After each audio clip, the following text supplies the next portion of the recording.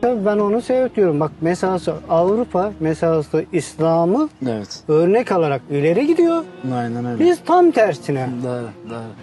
Yani bizim almamız gereken şeyi onlar alıyor. Doğru. Onların aldığı kötü şeyleri bize iletiyorlar. Doğru. Ve bizim bu durumumuzu görüyorsunuz. Aynen öyle. Ben her zaman diyorum bizim imamlarımızı araştırmaları lazım. Doğru, Hani kesinlikle. kendi toplumumuz, kendi gençlerimiz Evet. 5 dakika sürüyor. Bu insanlar ne için savaşmış, nasıl şehit olmuş, ne haklar, kimler için adalet, hoşgörü, dürüstlük, İmam Hasan.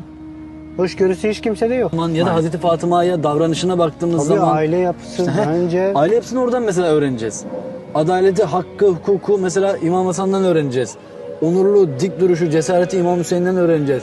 İlmi mesela Zeynel Abidin'den öğreneceğiz. tabii merhamiyeti sırtından bak. Aynen Belki öyle. bilmezler ama Eyvallah. o geceleri o halkına yemek götürürdü. Sırtı nasıl Eyvallah. bağlamıştır. Eyvallah. Bunu bilirler herkes Eyvallah. yani.